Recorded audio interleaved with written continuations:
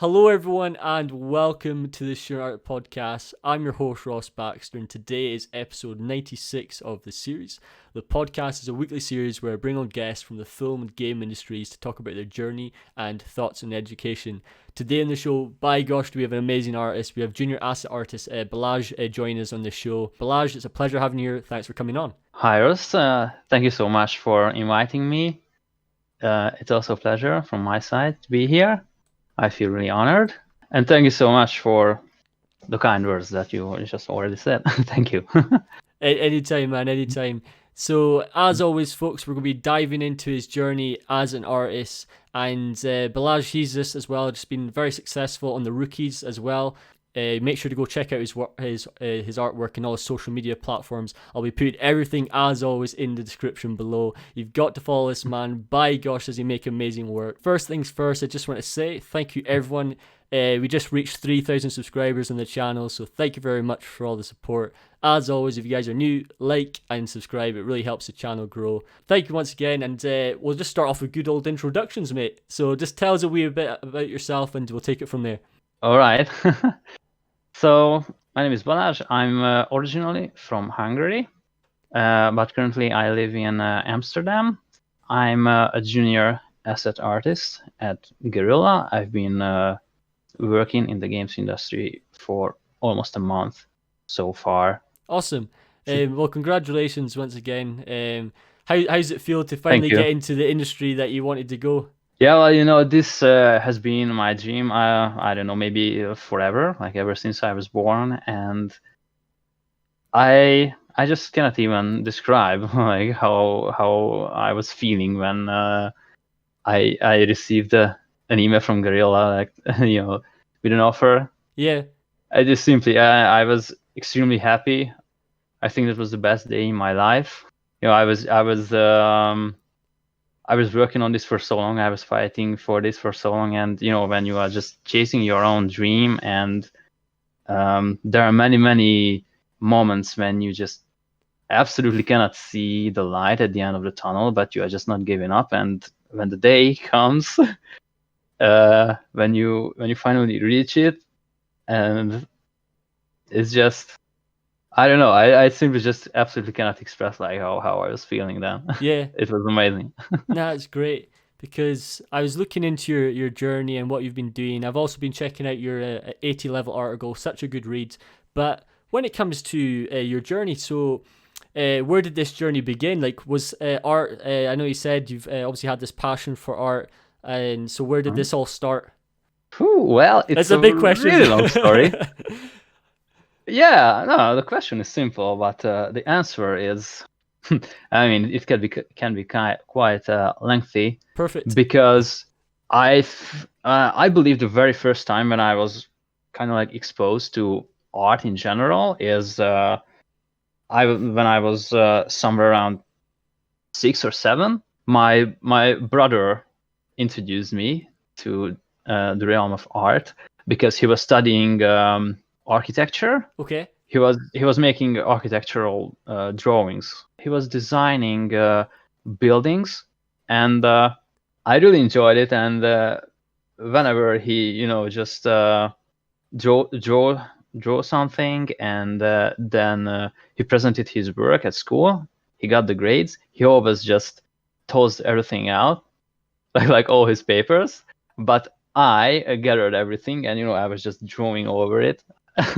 This is how it began. I really enjoyed it. And later on, he started drawing cars and motorbikes, and I really liked that one too. And I was just trying to copy what he was doing, just trying to replicate. And as time was passing by, I started to draw other things. Just started to draw stuff that I really liked and really felt like it's interesting to discover. And this all came from video games and movies. Mm-hmm. When I was around maybe 10 or 12 or somewhere in the neighborhood, that was a time when the Lord of the Rings movies came out, and Nice. and WarCraft 3, and a little bit later World of Warcraft. And these were the two main mediums which I was just super passionate about, and like fantasy is the genre that I love the most. And all I was drawing was like just creatures and all the stuff from these two things. So mainly I was into characters. That's what I was drawing. But later on, I was drawing characters with backgrounds. The thing is that this has always been only just a hobby for me. Yeah.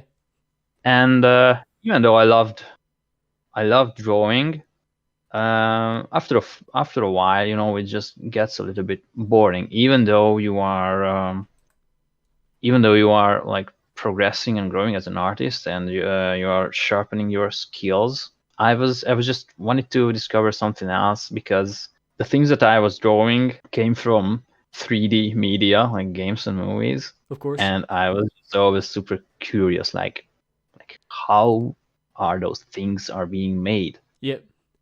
Just constantly asking questions. Just like, I want to make this, I want to make this. Yeah, exactly. It's just always boggled my mind, like how it is possible, how they make it. Yeah. And the thing is that I couldn't learn about those kind of things in Hungary where I was living.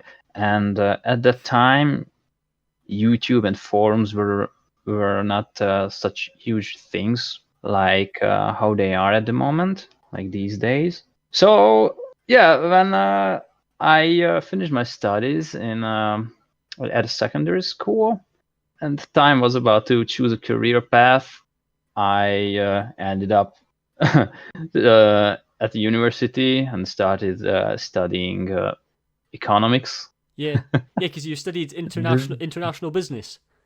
Yeah. You can say both, because one was the major, I guess.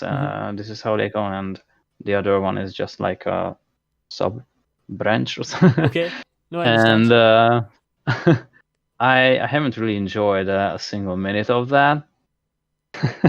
To be honest. Well, mate, like that's the main thing though, because that day you did one of the things that's so important. Like you made a shift, and it was a big decision to make. Like you decided to like leave everything, and am I correct to even like you sold your house and you moved on and to pursue this as a career? Yep. And there's so many people who's been like listening to the podcast from different stories and stuff. So it's great to have you on to hear this different perspective, because you mentioned something there very important, especially about Hungary, is the fact you didn't have the tools available around you. So you had to kind of figure out how to kind of get things going. Yeah, actually, this is how it happened, and it's like Hungary itself. I don't consider it as developed as many other countries around Europe, and especially the town where I'm from. It's a very small town. The population could be somewhere around 7,000. 7,000, right? Okay. Yeah, and the whole area is very rural. So like this games and film industry is like almost non-existent there. So whenever it was about, okay, Balazs, what you want to do when you're gonna grow up, when I was a little kid, and everyone was just trying to ask me and almost like interrogating me, like, okay, what I want to do later on, what profession I want to learn, and those were the questions where I always didn't know what to answer, because I know that I had like a passion for arts and like also sports in general, but art was really the thing that I really wanted to do, because I just love drawing. And there are many people, especially from inside the family, who told me that, oh, Balazs, yeah, you're quite good at drawing.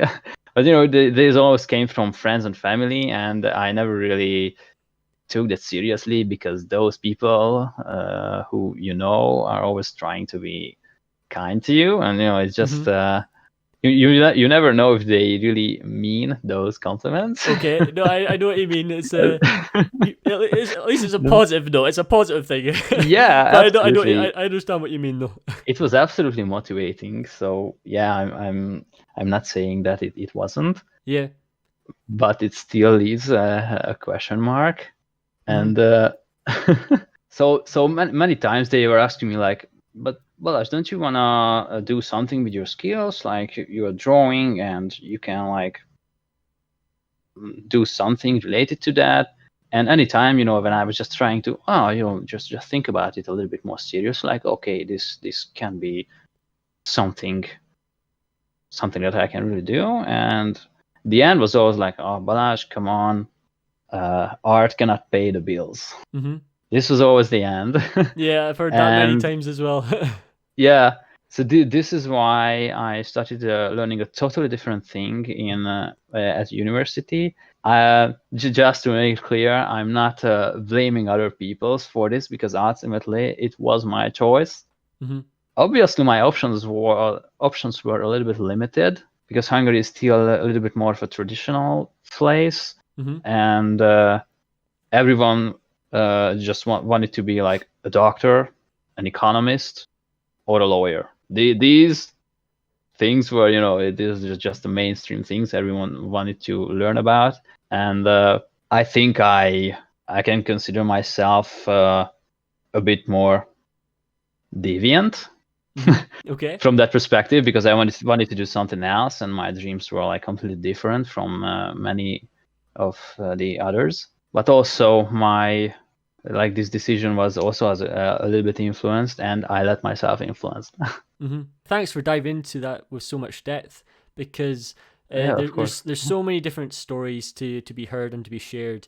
And at the end of the day, it's all about making the most of it. So if you are in a situation where maybe you don't have the tools around you, it's all about figuring things out and utilizing. Yes, obviously there's so much more resources online these days, but it's a difficult one as well. It's making a move like you did, like for example, just completely shifting everything completely. It takes a lot of confidence. It takes a lot of belief to make such a move. And if you guys are going through this kind of phase at the moment and you're trying to figure out how do you do it, it just takes takes one step to make any progress, and it's always the hardest step, but it's the step that's going to change your life in many ways.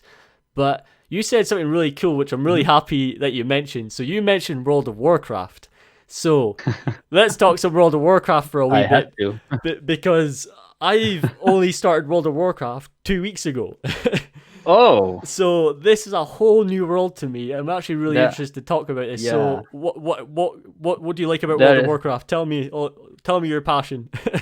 there's a long journey ahead of you. Yeah. Oh, tell me, man. It's crazy. It's You're gonna waste countless of hours in Azeroth on Azeroth. here. I'm being careful. I'm being careful. I'm making sure I'm not too addicted. You cannot be careful enough. You will see. I'll just be slowly just building up the hours. I'll be like, oh, only 1 hour Yeah, tonight, and then slowly 2 hours the next night. Whoops, 3 hours the next night after that.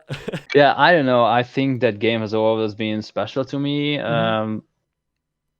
because the first uh, the first Blizzard game that I played was actually Warcraft 2 back in the ancient times. It wasn't even 3D. It didn't even have 3D graphics. It was just, I was just selecting pixels and commanding the little pixel orcs to do their stuff and chop some wood. Mhm. And then came Warcraft 3, which was just, I don't know, it was just absolutely like seriously an epic game. I cannot find a better word to describe it. And I was just so engaged with the story itself. I loved how like an RTS, a strategy game, can tell you a story, which Mhm. is just absolutely amazing and does it even better than an RPG game. And that huge story was completely taken and transitioned into an MMO game, and that Mhm. is World of Warcraft. And those were the early years, like the first 5 or 6 years, which was completely about the Warcraft 3 storyline, and those were the times where I really loved the game and I played a lot. And it was especially funny because Hungary in general is not the wealthiest country, and World of Warcraft requires a monthly subscription. And I was still just a kid back then. I was a teenager and I didn't have an income. And it was always really difficult for me to find ways to actually pay for the subscription. But that's the thing, right? So World of Warcraft, right, so obviously I'm completely new to this world, so I'm gonna be saying so many noob things, but this is great having you here because when I started it, so my friends were like typical, just luring me into this trap. They were like, right, Ross, you're playing with us and you're going to enjoy it. You're going to go on this adventure, and they said, Ross, you don't have to pay for it as long as you make enough gold in the game. Yeah. And I was like, wait, so how much do I have to make? It's like roughly about 100,000. I was wait, that sounds a lot of our time. And so I'm learning their evil strategies now. So it's a lot of fun. I'll tell you that. You basically need to live your life, whole life Basically. in the game to gain as much gold coins. Yeah. That can that can actually make it possible to you to not pay for the game. Yeah, it's the tactics. It's their way of luring you in. Yeah. So. And also it was also difficult for me to find time to play the game because like outside of school and we had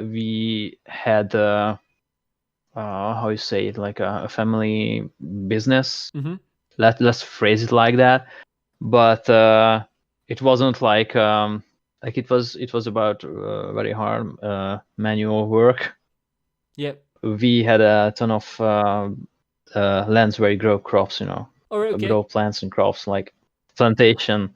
And outside of winter, we were working a lot all the time. And anytime when I just went back home from school, my dad always asked me, "All right, Balazs, how much homework do you have today?"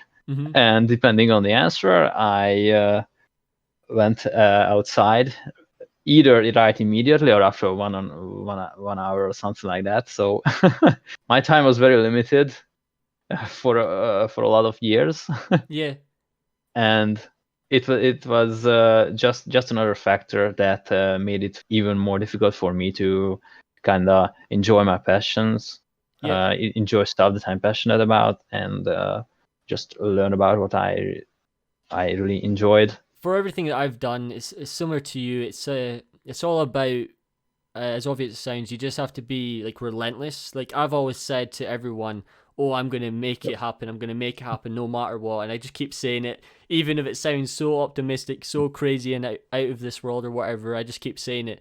And that's why I did, like, obviously the podcast, and that's what I like to do just with my artwork. And it's hard sometimes getting that across to your family of what is art, if they don't understand the industry.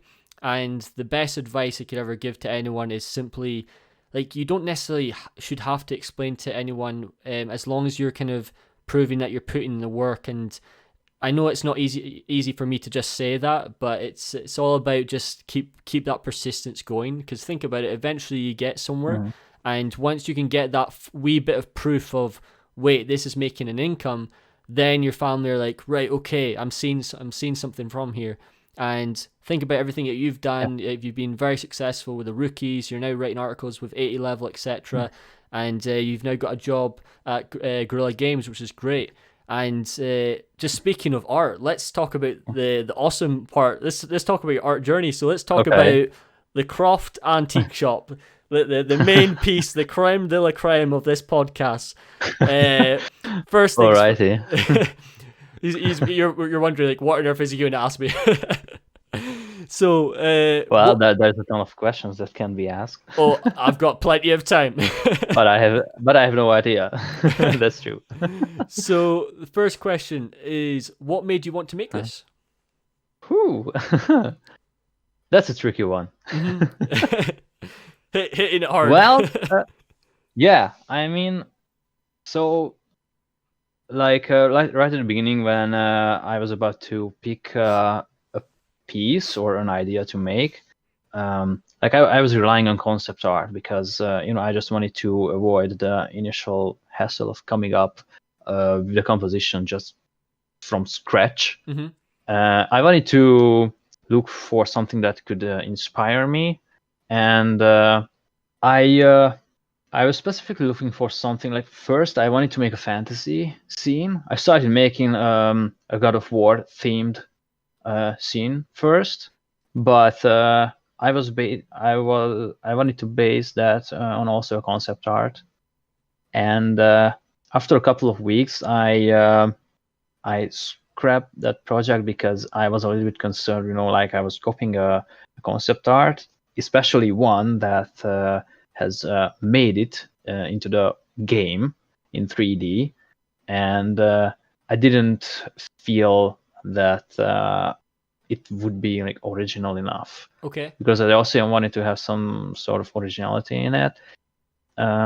That's one thing. When I found this, I completely fell in love, because in general I really love traveling, but I didn't have um, too many opportunities to do so after the university, after I graduated from university. And I've never been to China, and when I saw this, it was just already an interesting idea to explore the Chinese architecture and their style. And another thing is that I really, really love sculpting. Yeah, And same. zebra. Best thing of all time. Yeah, of course. ZBrush is actually the tool that really made me to learn 3D, like from the very beginning. And when I saw this, I just saw the potential of having so many statues and so many intricate items, and I just couldn't resist. Yeah, it was just a match. You just had to do it. Yeah, exactly. But when you start working on something, especially on a long project like this one, because it took me like roughly half a year, a little bit less than half a year to complete it from start to finish. Mm-hmm. And in the meantime, I found many other amazing pictures that oh man, I just wanna make this instead. And it was really hard to have enough self-control and not give up on this one and not Mm-hmm. start working on another one. But this is actually one of the important lessons that I learned, that just commit to it and just finish it. Yeah, no, that's a great point. Uh-huh. I think I've said this many times on the podcast, but it's so important to highlight. Like, finishing a project is one of the best things you can do. As obvious as it sounds and cliche as it may be, but Mhm. the more you kind of make that a habit, instead of just passing things by and keep saying, "Oh, maybe it's not the one, maybe it's not the one." But if you keep saying that, Yeah. you're never going to get anything done, and you're just slowing down the process. And Mm. I agree, though, when it comes to art, obviously you want to choose something that you're really passionate about and you're going to enjoy, whether it's, so you said you enjoy sculpting, so you want to sculpt something that you enjoy. You Yeah. don't be wasting any time. And especially if it's 6 months, you're not going to be wanting to sculpt something for 6 months, and you're just going to be bored non-stop. So, Yeah, kind of. but the cool thing is about what you did was, so you brought into can you kind of like dive into the story about Lara Croft? So could you kind of tell us a wee bit about this, because this is a really nice thing that I like to see in artwork, is when people actually write a wee bit of a paragraph just to tell us something about the scene. Yeah, of course. So interesting thing is that like the first 2 or 3 months was spent on this project without not thinking too much about the story behind it. And this is why it took me for so long, because I just had to realize after a while that without just thinking about the setting, like what happened there, it was really difficult for me to not just to like arrange the objects in the shop, but just overall just to design it and just envision it, like how it would look. I had a really hard time to choose what assets I'm gonna put there and where I'm gonna place them. And after just thinking about the story itself, everything started to make sense, and it just facilitated my workflow so much that I just cannot describe. From the very beginning, I had the idea in mind that the owner of this shop is an adventurer Mm-hmm. who just travels around the world and explores the area. Because right in the concept art, there was a character there, an old lady. I cannot really give you a reason why I was replacing her with the Croft family, to be honest. Maybe because that is already like an established thing. Mm-hmm. Like Lara Croft and her family, they just have already have a background story and everything fleshed out. And I think maybe that's why I went with her. And I was started thinking like, okay, the shop is located somewhere around in China, but what kind of artifacts are gonna be there? Maybe she's traveling further than the Asian continent, or just simply Asia. But finally, I decided to restrict to the Asian continent. I don't know. I felt like it would just feel a little bit weird, like a completely Chinese and Oriental style shop with artifacts of all sorts, like Yeah. like Egyptian or North swords or something like that. It would felt odd, but maybe not. I don't know. We will never know. Well, Uh, well, it's a great piece because there's so much to it. And I understand why it took you so long, because obviously there's so many different types of assets that you've had to make. When it comes to obviously choosing like a scale project, it can be hard. But if you play your cards right, then obviously it pays off and it looks great. You said something very interesting there, which I have been having a struggle with. So I've been making this kind of large submarine environment based off a book that I'm writing, and I've been trying to decipher the main images that I'm using. So the concept that I'm using, it's based off one of my favorite artists. He goes by Paper Blue on ArtStation. Really insane artist. Yeah, he's insane. No idea how he does the stuff he does. It's incredible. Yeah. But one of the things that you said there that I found really interesting is, so when you saw the concept originally, it is a bit noisy. There's quite a lot of things going on in the concept, so it's quite hard to read. It's quite hard to kind of decipher where to put the props, what type of props, like you said there about the culture. How did you kind of choose what to put in the actual scene? Was that a hard process? Like, did that take a lot of time? It was a very hard process. A very, very hard process. But it all comes down just to, I guess, again, what I said, just think about the background story of the whole environment, because like apart from figuring out who the shop owner is, I also try to figure out, like I try to approach it like thinking about what happened here, like just recently, and what happened here maybe like a week ago, what happened here a year ago, 10 years ago, and so on. And on the initial concept art, there's a ton of furniture, and I just came up with the idea that maybe it was only like an antique furniture store before, and then Miss Croft came in, she purchased the place, and then she turned that into an antique shop because she wanted to sell. She wanted to sell her own stuff that she gathers during her adventures. But this immediately like gave me a reason why there are so many antique furniture there, so many antique pieces, and that's why I also have many of them even in the background. They are just piled up one on top of each other, and this helped me to just generally design the scene itself, like setting the atmosphere. Mm-hmm.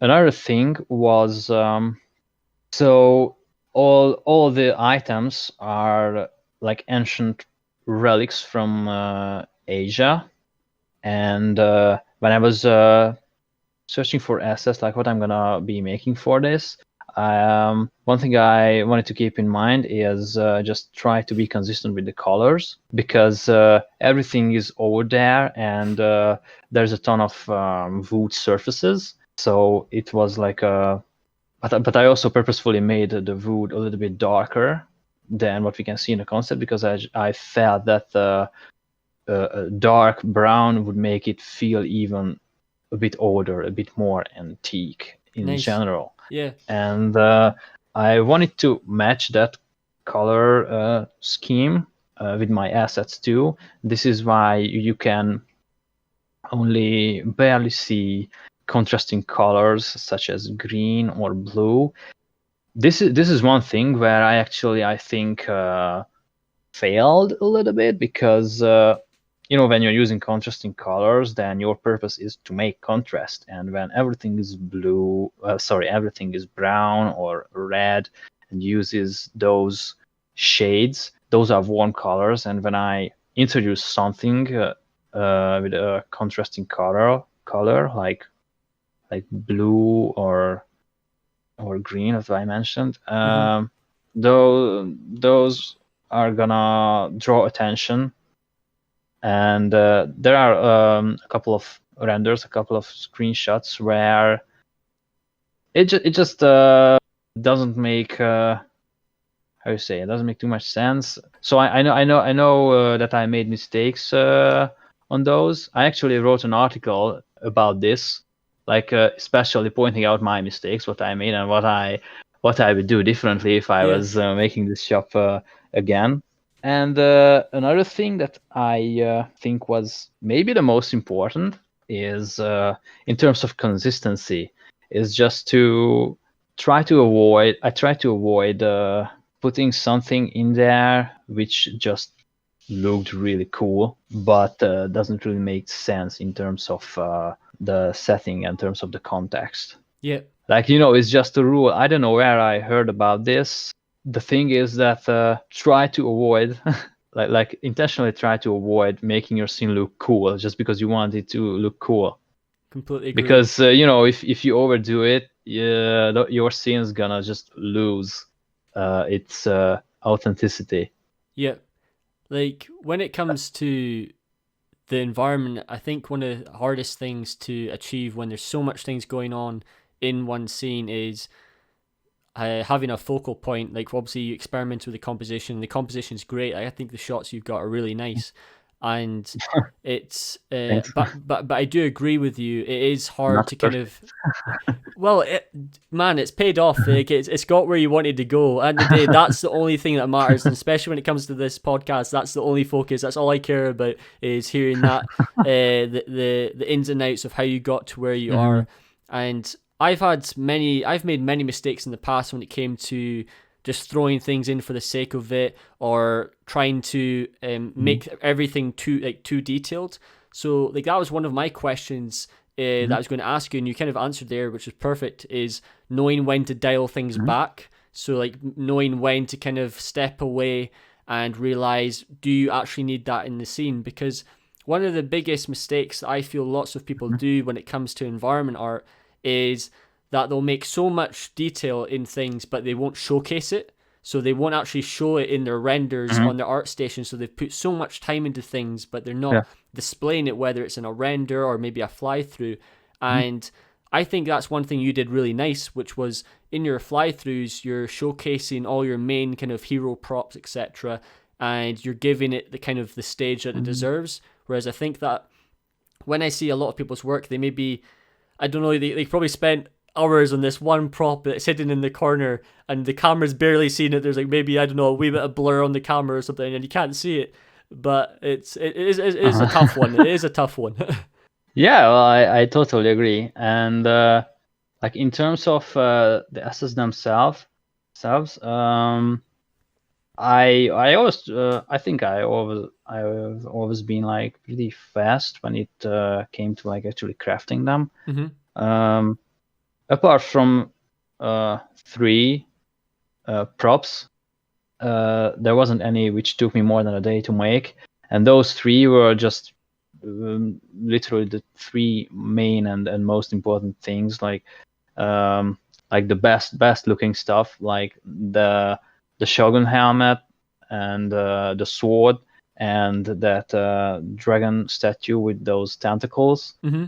Actually, the dragon statue was the very last piece that I made because I know that it was gonna be a ton of fun and I wanted to leave it to the very end. Yeah, oh, it looks so cool. I can And just picture you masking it in ZBrush. I'd be addicted. I would just be, oh, extra detail there, extra detail yeah, over there. Happy days. I exactly.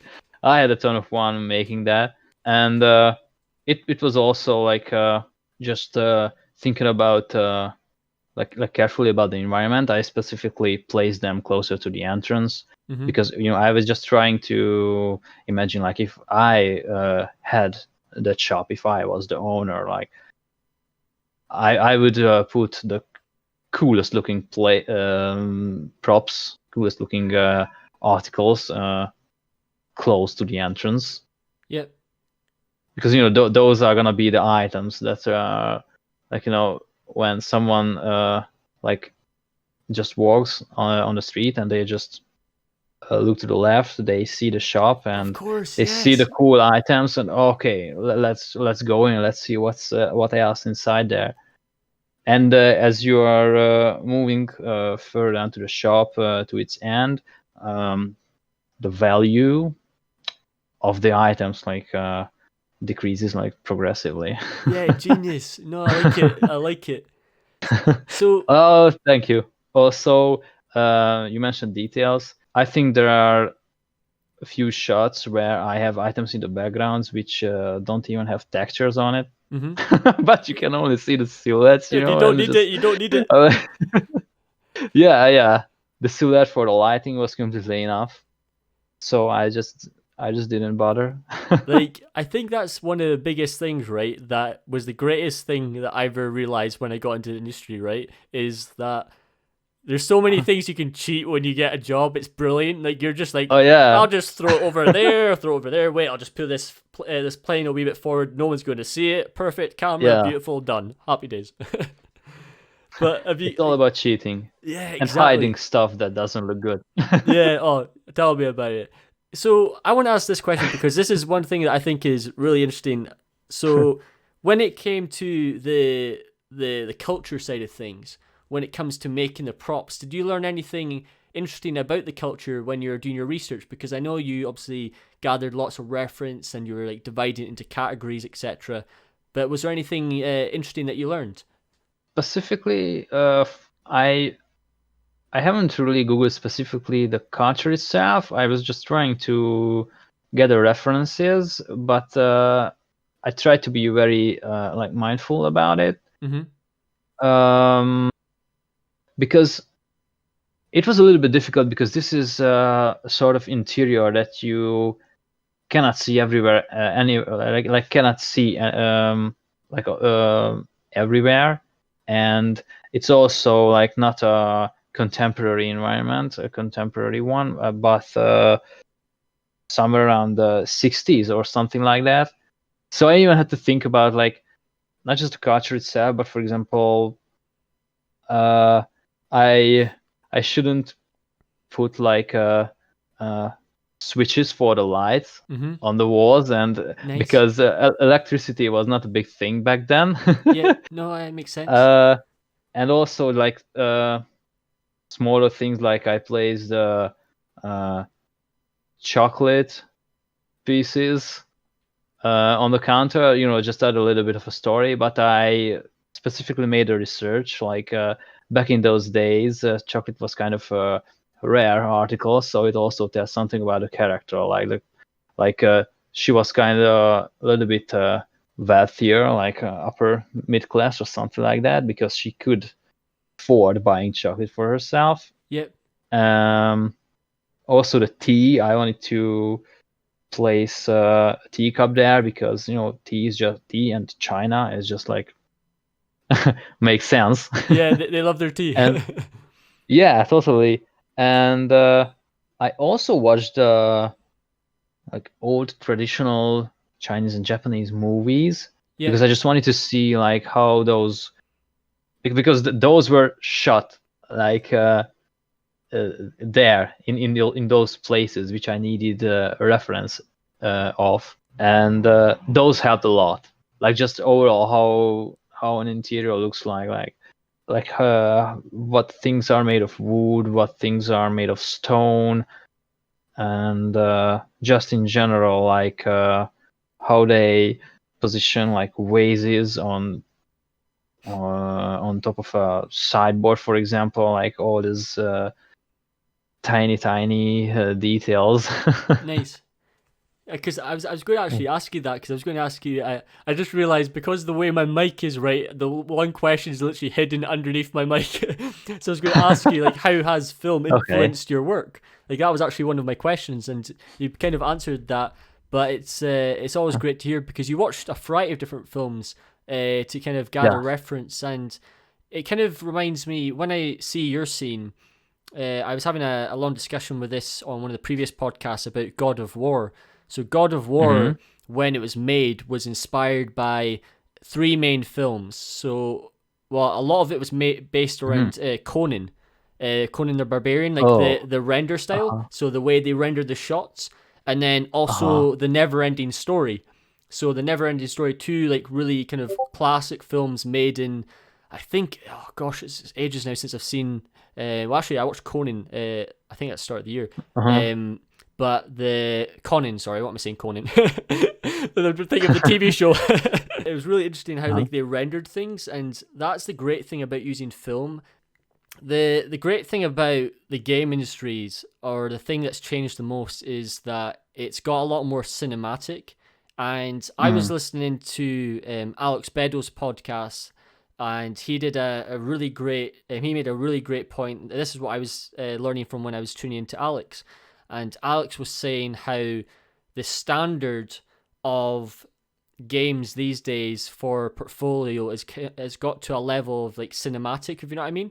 And Mm-hmm. it's Yeah, just yeah. crazy how much and it makes so much sense. Like film has such an impact on games these days, and to be Hmm. honest, the industries are very similar now. That it's got to a point that there's major differences, etc., but there's lots of similarities, and there's so much benefit you can get from watching film and observing film, understanding how they're made, and appreciating cameras and breaking it down into understanding of composition, cinematic techniques, etc. Hmm. Was there anything else that kind of stood out to you that you learned from film? Yeah, absolutely. I love watching movies in general, and I always love their visuals, and just studying the shots. Mm-hmm. And when I was about to put this project together, I also wanted to make it a little bit more cinematic and less like gamey. Yep. I guess b-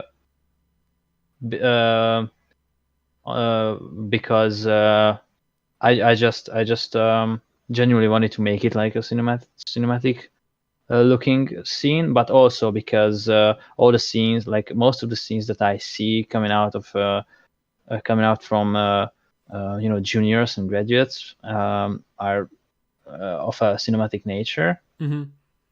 So I figured like maybe this is the standard thing to do, and I just followed You got to. the trend. Yeah. Uh, but for film, like I cannot really name a specific thing for you, but just in general, just the composition itself, and dealing with colors, how to play around with lights to achieve a specific result, and just how to position uh, things in order to uh, really show and focus on what you really want to show.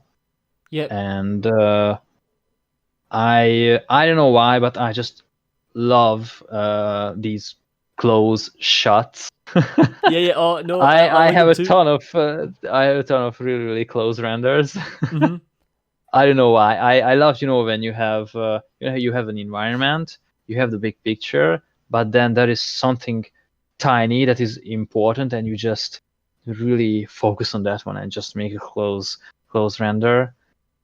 And the funny thing is that, like, apart from the still shots, my video renders, those were probably the most random things that happened. Okay. Uh, it I remember it was a Monday when I published my scene, somewhere in the evening, like the afternoon, 7 p.m. or something like that. And I spent the rest of the day with, I just woke up in the morning and, well, I'm almost done. Do I want to make videos? Yeah, why not? Do I know how to edit videos? How to record? No, I had no idea. So okay, let's quickly learn it. Yeah. And then record a couple of sequences, and this is just how it happened. That's how the magic So happens.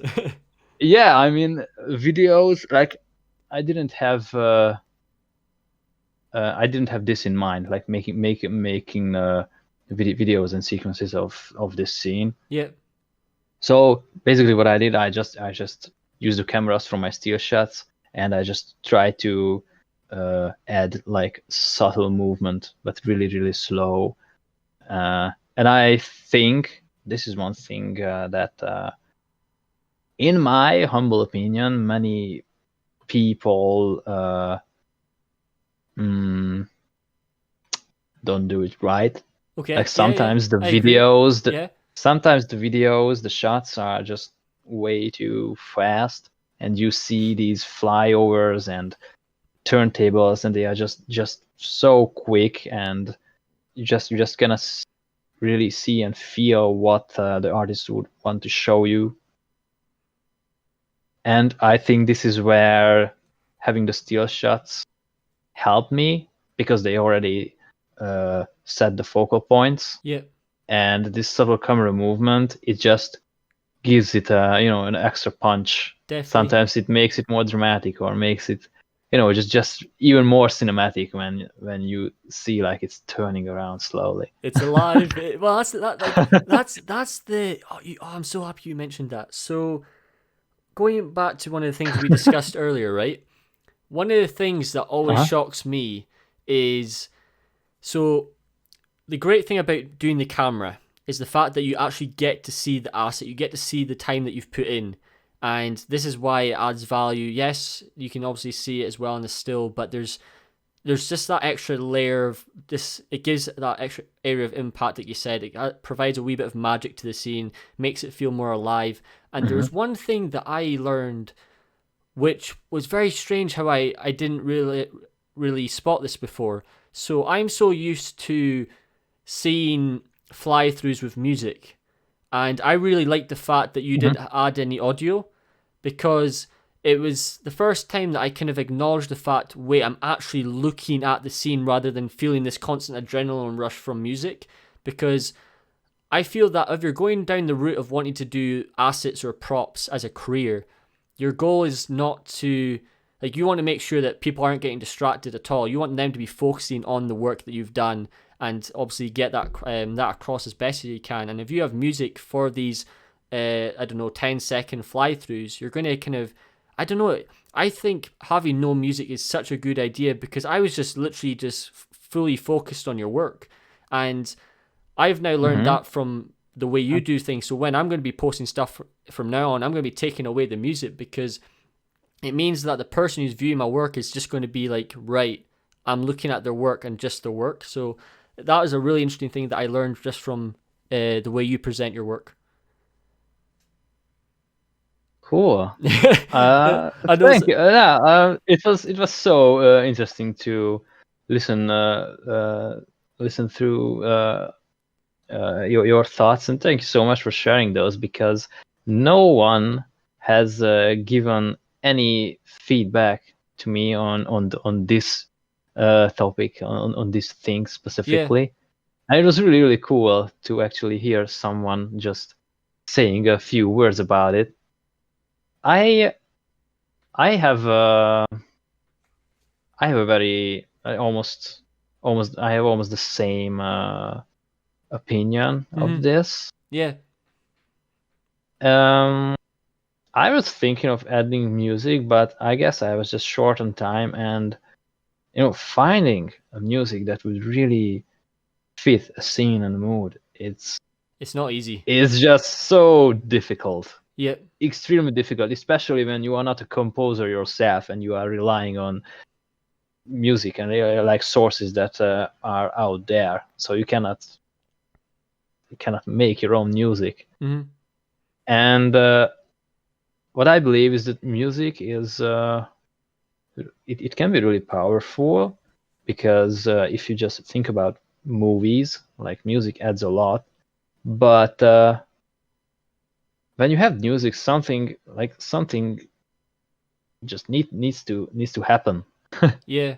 And when I have a static scene where nothing happens, I don't know. No, like, it would just I just absolutely had no idea like what kind of music would fit of course. that purpose where nothing's happening. Of course, I'm showing a scene, a mood, an atmosphere, and I'm telling you a story without saying a word. So there's definitely a music or some catchy jingle out there that that could take it to a next level, but it just so difficult to find one. Yeah, I completely agree. It's because at the day you're not getting, how can I say this? Like, there's, so I was talking to, on my last podcast I was talking to an animator, and I was talking Hmm. about obviously the power of music, etc. So the same topic, and it can always make or break your portfolio. And one of the most dangerous things, that when I was talking to a recruiter on the podcast as well, is sometimes if the music is played and the person who's reviewing your work did not expect it and it's really loud, they might even just turn it off and not even look at your work.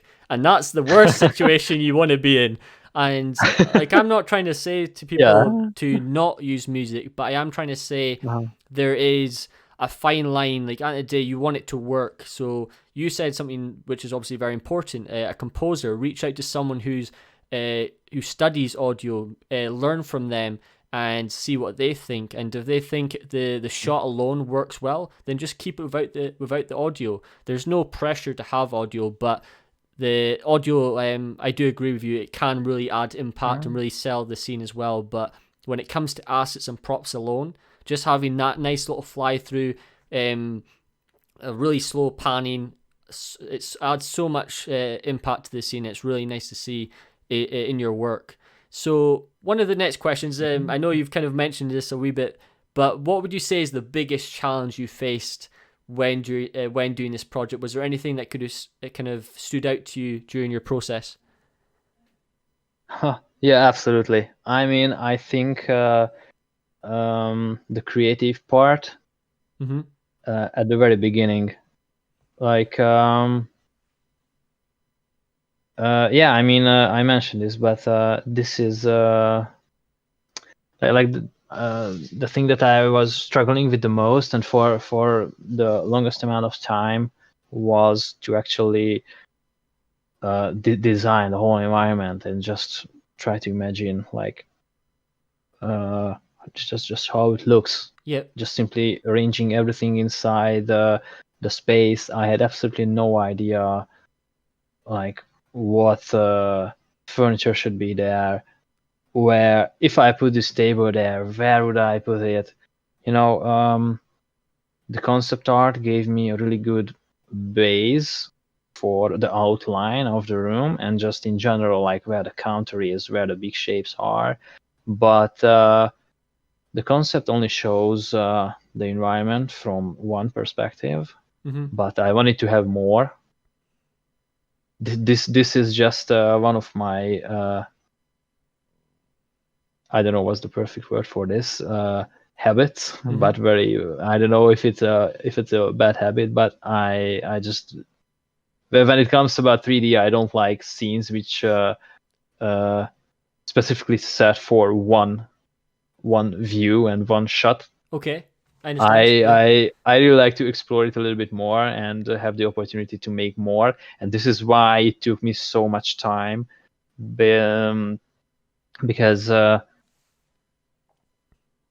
like apart from the main establishing shot where you can see everything, all the other shots were basically composed by me, Yeah. and I had to put together um, those renders, and I just cannot even quantify how much I had to iterate and just pushing things a little bit, moving things around, replacing stuff, changing the color. Like during the first half of the project, I made brutal changes, like totally removing like 2 furnitures from here and just pushing them to the corner. But when it slowly came together and started to finally take a final shape, then I was moving tiny objects like a teacup, like half a centimeter Yeah, to the just left and a wee stuff bit like too. that. But the journey from when I first I just started to block out, and I had a completely empty room with just the basic gray shader on everything.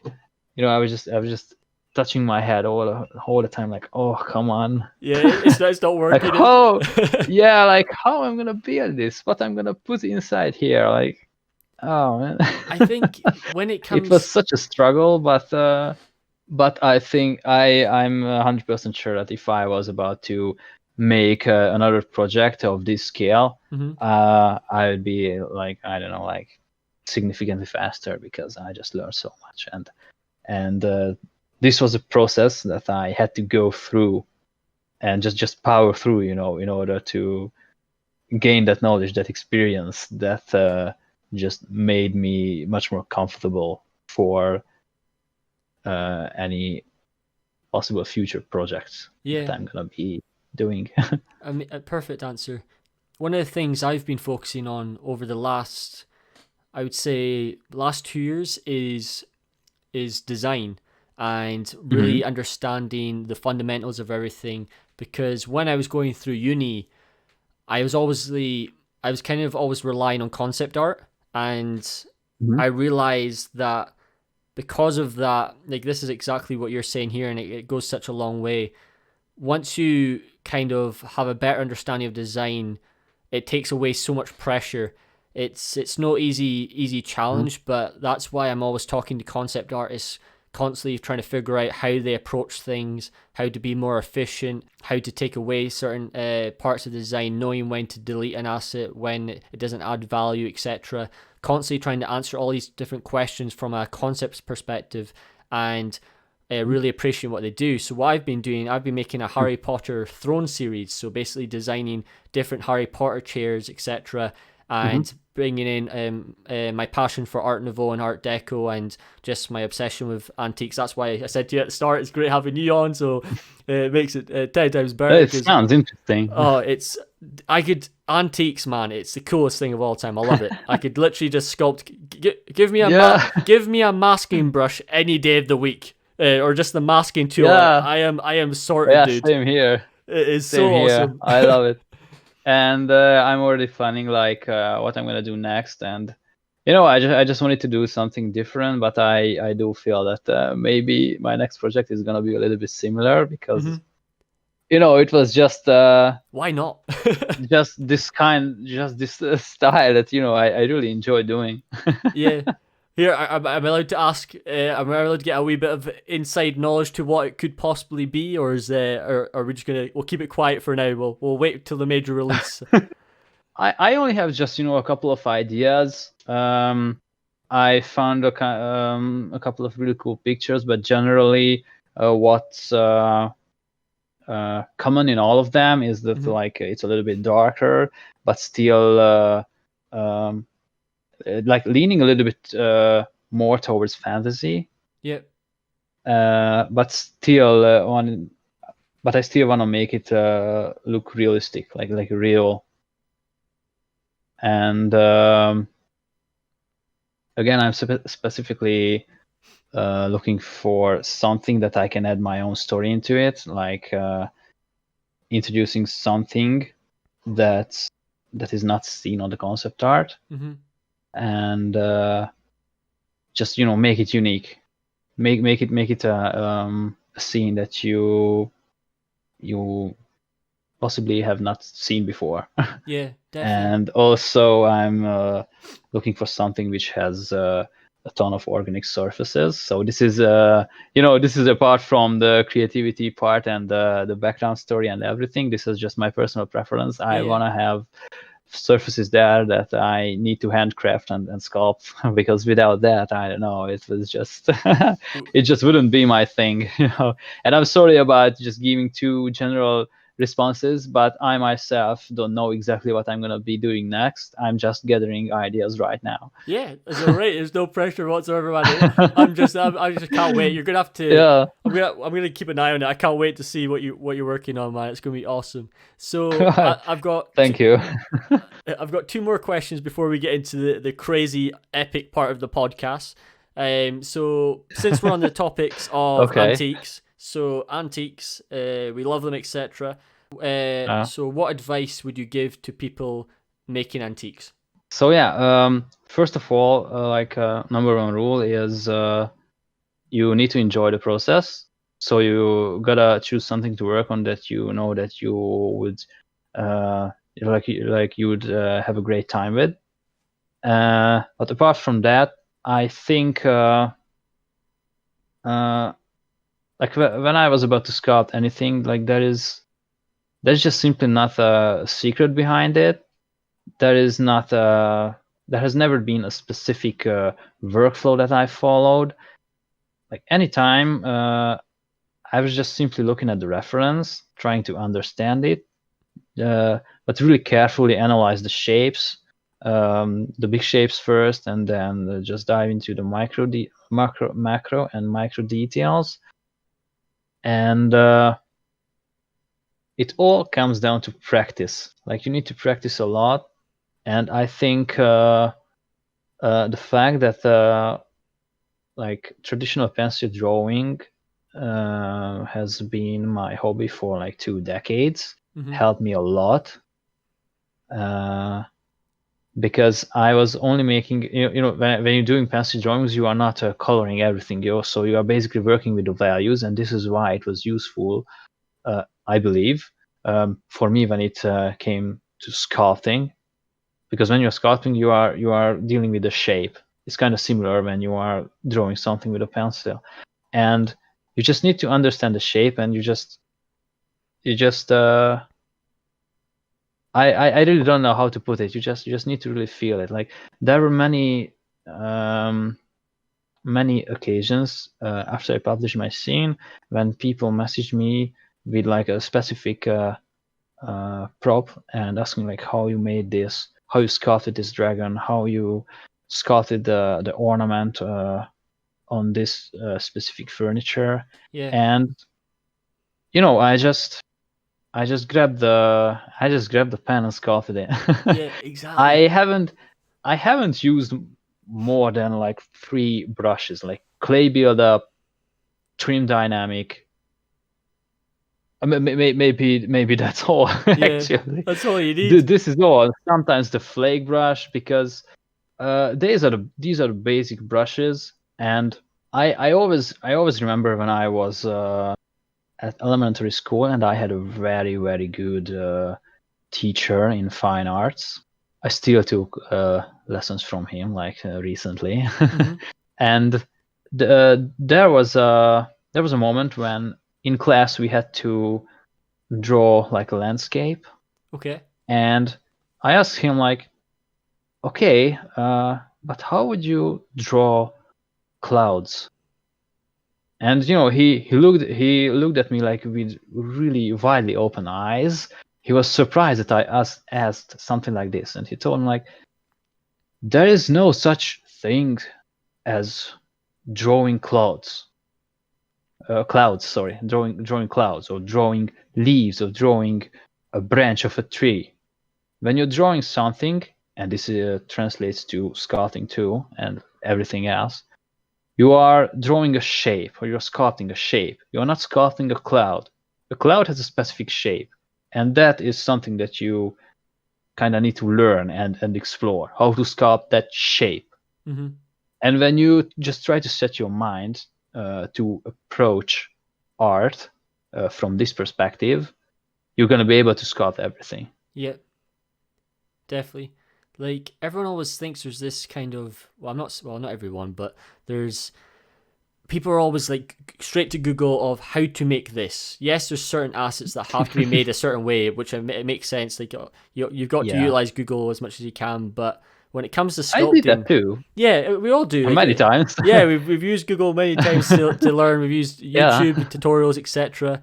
But it's making sure that it's like there's a difference between like what the main kind of point you're getting across here is that you just have to do it, because there's all these different props. Like, there's not going to be shown like a tutorial to make everything. Yes, there might be one on swords, because swords are such a common thing. But when it comes to the more kind of unique items, things are a bit more specific to the scene as a whole. There's not going to be content out there for you, and it's all about trial and error. Like, when you're on the job, you're going to be given things that you do not expect to be ever asked to do, and it's being able to adapt. Like, you have to adapt or fall short, basically. Yeah, exactly. If you can't do that, it's not going to be the job for you. So you're going to be thrown curveballs left, right, and center. You're going to be like, what on earth has happened? But that's part of being an artist.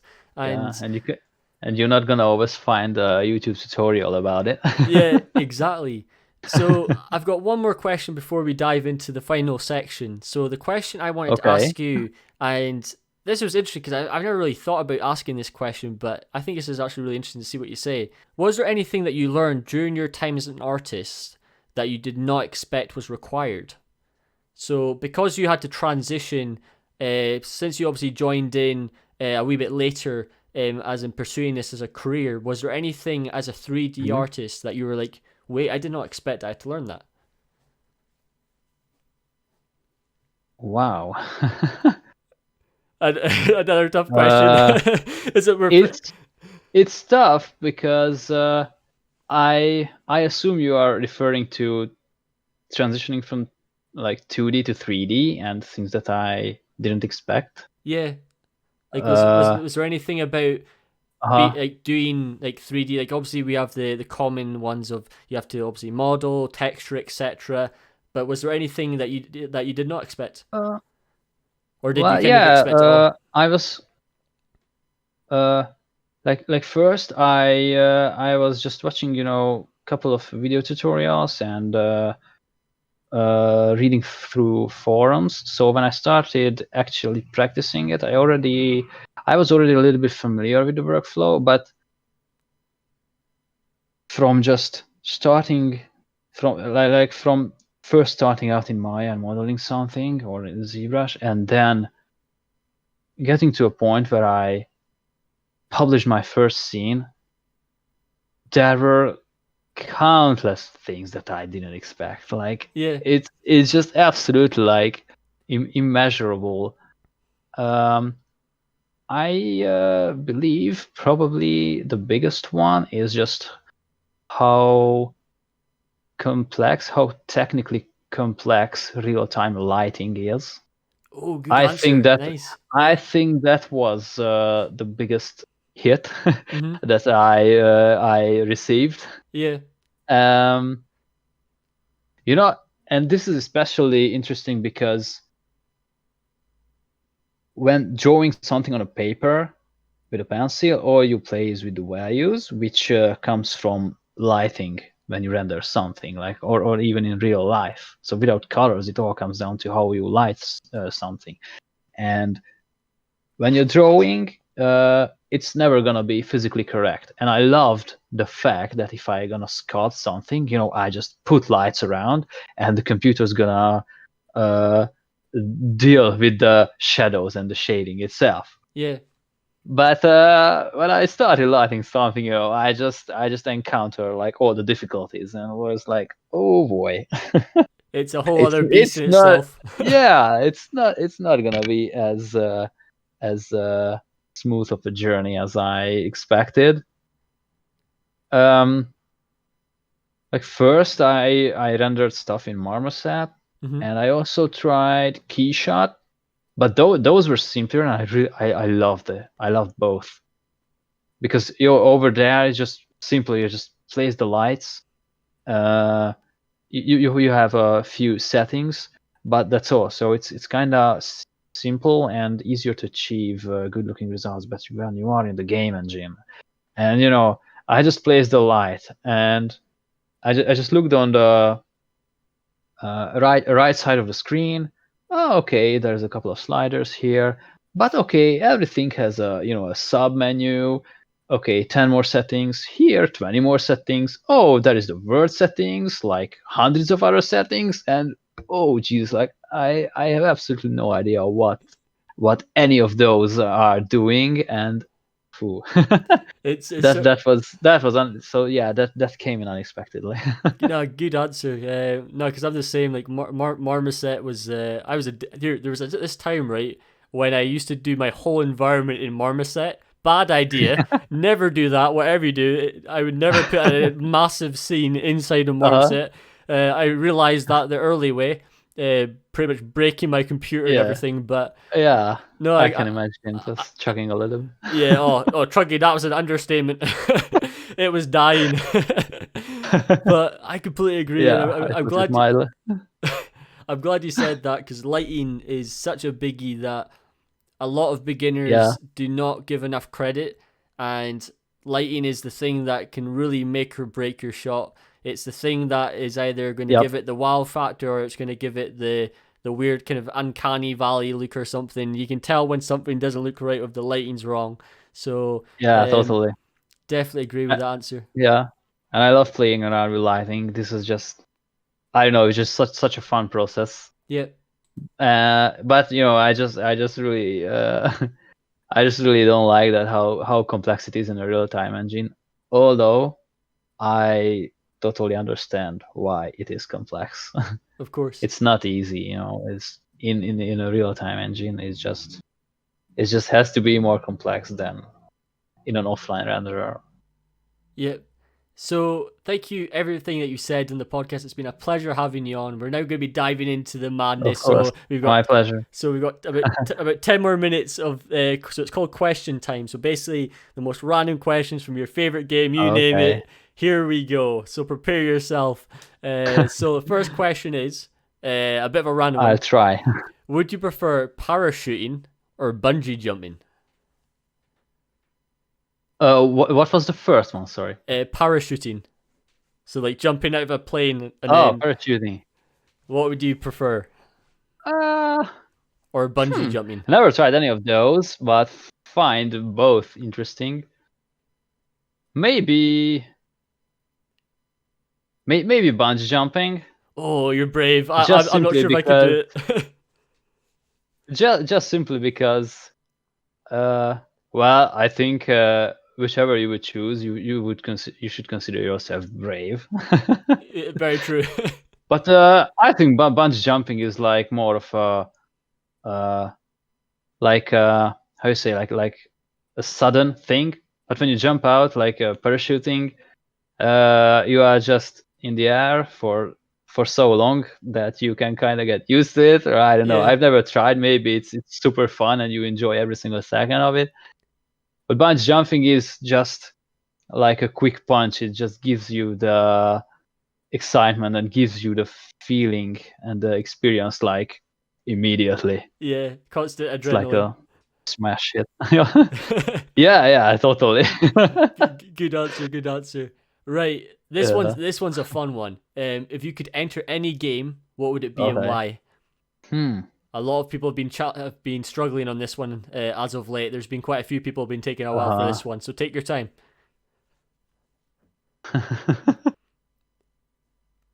There's just such a vast array of games I can choose from. Mm-hmm. I would definitely pick something out of a fantasy world. I would really love to live in the world of Diablo, for example, but I think I wouldn't pick that because I think I wouldn't expect such a long life. Okay. In that world. I think it's like kind of dangerous. Yep. Maybe I would pick The Witcher 3. Oh, okay. Cool choice. Or Cool choice. not 3, like all the whole universe. Yeah. Actually. No, I'm down with that one. That's a good choice. Fair enough. That's a good answer. That's a good answer. This is one of my favorite games of all time, and because it's more realistic, I just can't imagine like myself living there than in other fantasy worlds. Yeah. Oh, you'd be best friends with my friends who play WoW. She's addicted to The Witcher. She just, if I mention the word The Witcher, right, she'll just go on a tangent for an hour, and I can't even get her off for like 1 minute. It's just constant The Witcher. I'm like, everything about Geralt. I don't even have a chance to speak. I also have the Witcher medallion, like nice. the wolf head. Yep. I don't have it right here. I have it back at home, but man, I just had to get that thing. Yeah. I love it. Here, with the red eyes and everything is just wow. Imagine, right? Imagine you're actually wearing it right now, and I asked you that question. You just like whipped out. It's like shows it on the screen. I'd be like, wait, what's the chances of that? Yeah. That'd be insane. Right. Yeah, exactly. This next one. So we got 5 more. So, would you rather? Okay. Would you rather swim near a shark or swim near a crocodile? And you have to choose one. So it's a bit of a risky situation. I think I would go with a crocodile. Oh, right. Because if I was swimming next to a crocodile, that means that I'm in some sort of a jungle or something, and a jungle is more interesting than just the open ocean. To me, actually. Yeah. No, fair enough. Fair enough. Crocodiles are also reptiles or something like that, and I love reptiles, and they are also one of the most ancient creatures that are living in this world. They are like dinosaurs are their descendants. Yeah, that's or awesome. ascendants. Sorry, I don't know which one. No. Which word is the? No, it's cool. They originate from the dinosaurs. That's what I wanted to say, and Perfect. I love dinosaurs. You can't go wrong with dinosaurs. Oh, there's this I can't believe I've forgotten its name. So I've mentioned these 2 animals because I'm a massive shark, massive shark fan. But I was watching this documentary about crocodiles a while back, and what's it called? But basically there was this crocodile that was like 60 feet long, and it's the biggest crocodile to ever big live. Boy.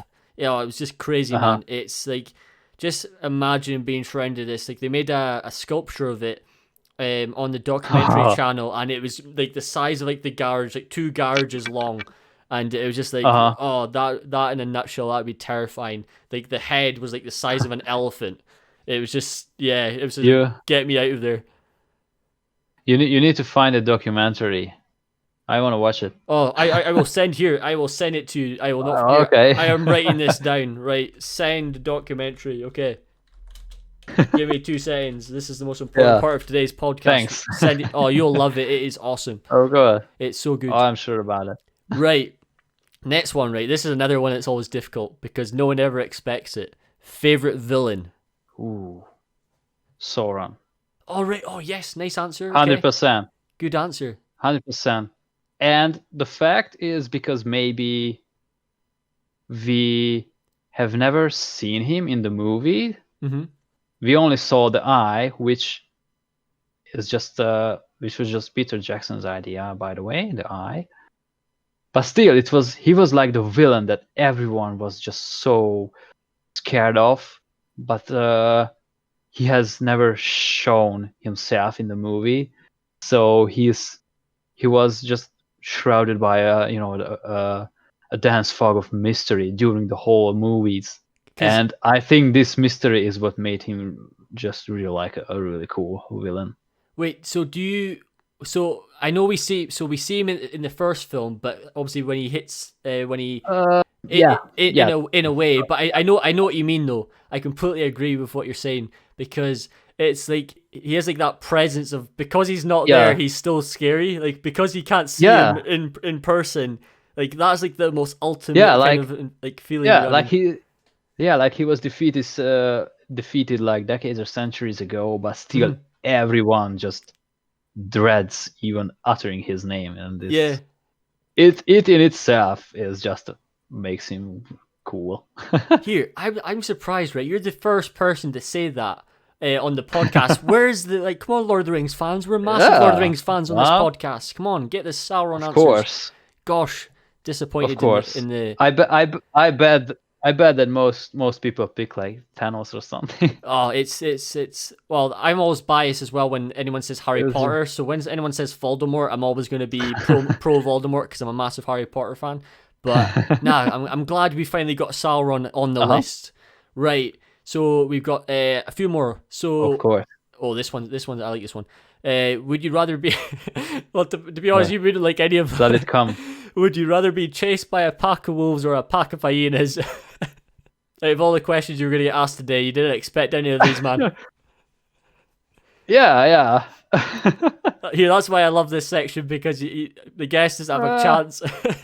I would die anyway, so It's like, I'll just have to pick one. I literally don't know me. That's all right. Maybe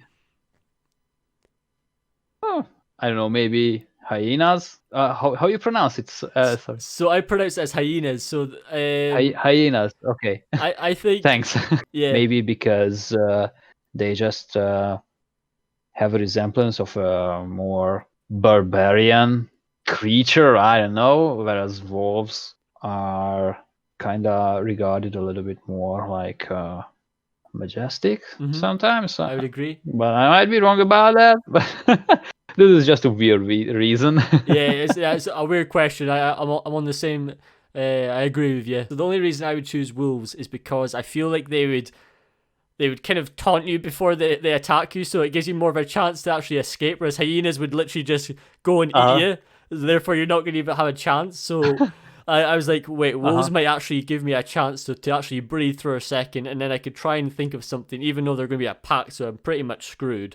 But you never know. There might be some sort of Liam Neeson cunning tactics I can unleash. Yeah.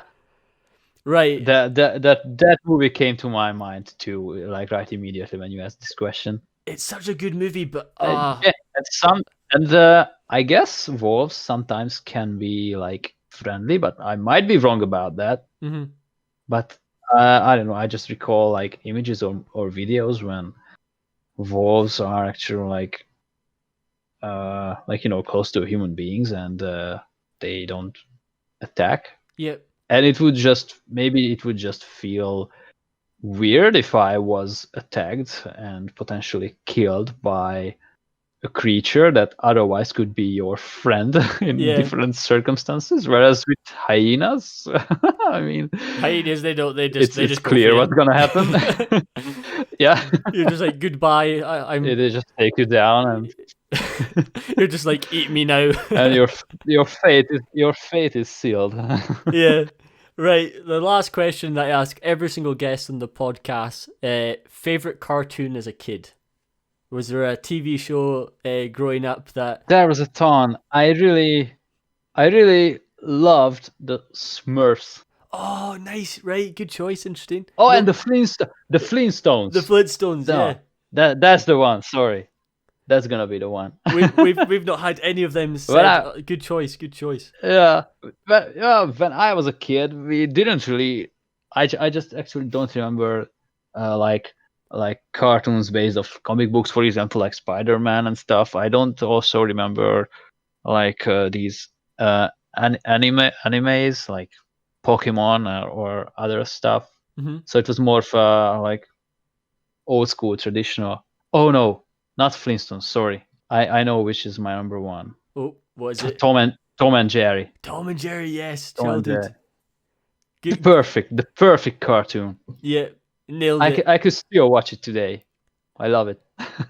Great answers. It's been an absolute pleasure having you on this podcast. I've had such a good laugh talking to you, man. Same here. Thank you so much.